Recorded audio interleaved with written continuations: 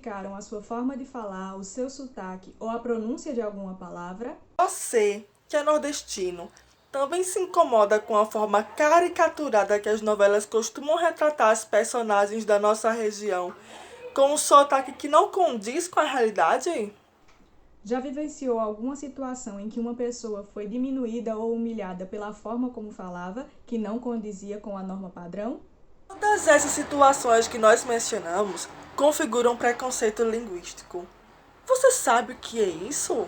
Preconceito linguístico é, segundo o professor, filólogo e linguista Marcos Banho, todo juízo de valor negativo, de repulsa, de reprovação, de desrespeito à variedade linguística de menor prestígio social. Normalmente, esses pré-julgamentos estão ligados às variantes mais informais da língua, que estão relacionadas às classes sociais menos favorecidas e àqueles que tiveram menor acesso à educação ou não tiveram acesso a uma educação de qualidade. Em outras palavras, preconceito linguístico é você menosprezar a maneira de alguém de se expressar só porque essa forma não corresponde à norma padrão da língua. Isso mesmo, Sara. O professor Marcos Banho, no livro intitulado Preconceito Linguístico, trabalha esse tema e traz uma reflexão muito importante sobre o preconceito linguístico, que tem origem no preconceito social. Para trabalhar o tema, ele parte de 8 mitos sobre o preconceito linguístico. E nessa aula, a gente vai falar sobre 4 desses mitos. O primeiro mito é o de que o português do Brasil apresenta uma unidade surpreendente. Você concorda com essa afirmação, Sara? É claro que não, Andressa. Esse é o maior e o mais sério dos mitos, pois assim como o português de Portugal se difere do português do Brasil, dentro do nosso país nós apresentamos também variações linguísticas, seja de região para região, de classe social para classe social e assim por diante. Inclusive, essa variabilidade se deve, entre outros fatores, à injustiça social, que acaba gerando um abismo linguístico entre a norma padrão e a não padrão. Com isso, gera-se outro mito, que brasileiro não sabe falar português direito ou que só em Portugal se fala português bem. Você concorda com essa afirmação, Andressa? Será que o brasileiro não sabe mesmo falar português? Ou só o português de Portugal é que é o certo? A verdade é que nós sabemos sim falar português, mas o nosso português não é igual ao português de Portugal, e por questões óbvias. Nós fomos colonizados por Portugal, mas sofremos influências de outras línguas e dialetos, como as línguas dos povos nativos e as línguas dos povos trazidos da África. Com isso, criou-se uma gramática, uma nova linha de funcionamento para a língua, que não condiz com aquela que é falada em Portugal. É por isso que se defende a ideia do português brasileiro, pois a nossa língua guarda muitas diferenças em relação ao português das terras de Camões. E talvez por isso a gente faça tanta confusão e repita muitas vezes aquela frase de que português é muito difícil. Não é mesmo, Sara? Olha, Andressa, mito puro. O que acontece é que estamos acostumados a aprender o português da gramática, o qual não tem muito uso no nosso cotidiano.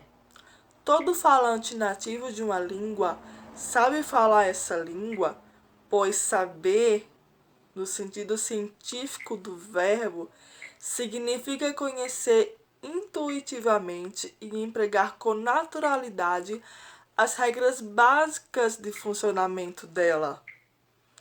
Então, pegando essa deixa, há outro mito também, que é de que as pessoas sem instrução falam tudo errado. Isso é verdade, Andressa? O que a gente sabe é que a língua muda constantemente. Enquanto a gente conversa aqui, a língua está mudando. E em cada canto do país, as pessoas falam de um jeito diferente, embora tudo seja considerado português. Quando as novelas retratam personagens de outras regiões com um sotaque bem carregado, bem caricaturado, isso configura um preconceito linguístico, porque reforça a ideia de que essa forma de falar é feia, é estranha, é errada, não condiz com a norma padrão.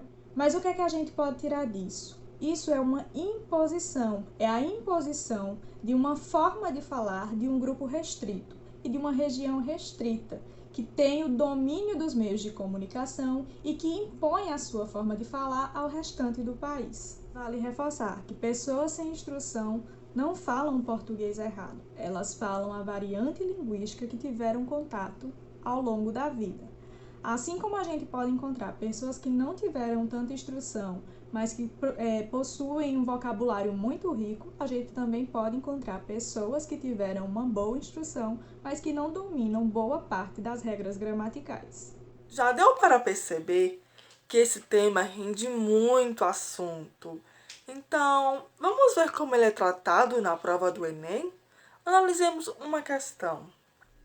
Vamos resolver uma questão da prova do Enem do ano de 2015. Ela começa com o seguinte texto. No ano de 1985, aconteceu um acidente muito grave em Angra dos Reis, no Rio de Janeiro, perto da aldeia Guarani de Sapucaí. Choveu muito e as águas pluviais provocaram deslizamentos de terras das encostas da Serra do Mar, destruindo o laboratório de radioecologia da Central Nuclear Almirante Álvaro Alberto, construída em 1970, num lugar que os índios tupinambás, há mais de 500 anos, chamavam de Itaorna.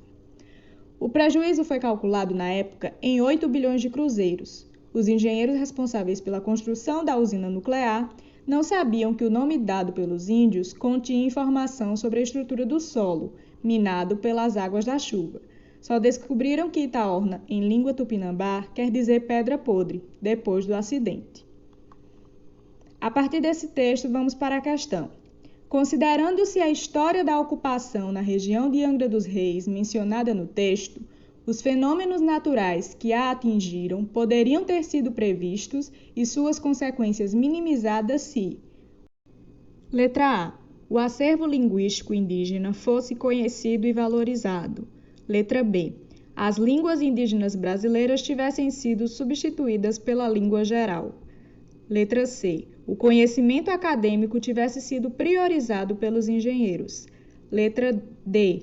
A língua tupinambá tivesse palavras adequadas para descrever o solo. Letra E. O laboratório tivesse sido construído de acordo com as leis ambientais vigentes na época. Observando as alternativas, não é difícil concluir que a resposta correta é a letra A, já que o conhecimento acerca da língua indígena faria com que a construção sobre o termo pedra podre não ocorresse. Nós sabemos que a colonização do país impôs a língua portuguesa por meio da catequização dos nativos, fazendo com que as línguas e dialetos falados pelos povos que viviam no território brasileiro fossem duramente reprimidos e considerados errados, impróprios, pobres, feios. Essa é uma maneira de dominação que ocorreu em muitos lugares do mundo e, como consequência, trouxe o preconceito linguístico, que reconhece apenas uma forma específica da língua como correta. Se os engenheiros irresponsáveis tivessem o mínimo conhecimento sobre a língua dos povos tupinambás, o resultado dessa tragédia poderia ter sido outro. Vamos ver por que as demais alternativas estão erradas. Alternativa B. As línguas indígenas brasileiras tivessem sido substituídas pela língua geral. O fato de termos sido colonizados por Portugal, que buscou reforçar sua dominação do território com a catequização dos índios, foi justamente o que contribuiu para que os engenheiros não conhecessem o significado do nome dado à região, pois as línguas indígenas foram menosprezadas durante toda a história de colonização do país. A alternativa C. O conhecimento acadêmico tivesse sido priorizado pelos engenheiros. Também está errada, pois não se trata de conhecimento acadêmico, mas de conhecimento linguístico, já que eles não sabiam o significado da expressão que foi dada pelos tupinambás para aquela região. A alternativa D. A língua tupinambá tivesse palavras adequadas para descrever o solo. Aqui não se trata de adequação, já que estamos falando de idiomas diferentes. O tupinambá e o português são línguas completamente distintas. Assim como os engenheiros não conheciam a língua tupinambá, os nativos da região não tinham conhecimento sobre a língua portuguesa para fazer essa associação. E por fim, a alternativa E. O laboratório tivesse sido construído de acordo com as leis ambientais vigentes na época. Também está errada, pois não conseguimos extrair do texto informações que comprovem que a construção foi feita em desacordo com as leis ambientais. Viram como o preconceito linguístico se encontra no nosso dia a dia e marca a nossa história? Então vamos recapitular. Configura preconceito linguístico, fazer juízo de valor negativo à forma de falar de uma pessoa. Quando uma pessoa menospreza, diminui, repudia ou zomba da forma como uma pessoa fala, isso configura preconceito linguístico. Nessa aula, nós vimos 4 mitos sobre o preconceito linguístico. O primeiro mito é o de que o português do Brasil apresenta uma unidade surpreendente. E nós sabemos que isso não é verdade, pois cada região sofreu uma influência diversa e deu origem à sua variante linguística. O segundo mito é de que o brasileiro não sabe português ou só em Portugal se fala bem o português. E isso também não é correto de afirmar, pois a nossa língua sofreu influências diferentes da língua que é falada em Portugal. O terceiro mito é de que o português é muito difícil. O português não é difícil, até porque todos nós conseguimos falar e nos comunicar nesse idioma. O que é difícil é fazer a associação e a assimilação do português da gramática normativa e da língua falada no dia a dia. E, por fim, o quarto mito, de que as pessoas sem instrução falam tudo errado. Esse, além de preconceito linguístico, é o retrato do preconceito social enfrentado no Brasil. É isso, pessoal. Terminamos a nossa primeira aula por aqui. Na próxima aula, nós vamos tratar os outros 4 mitos que o professor Marcos Banho trabalha no livro Preconceito Linguístico. Esperamos vocês. Até mais!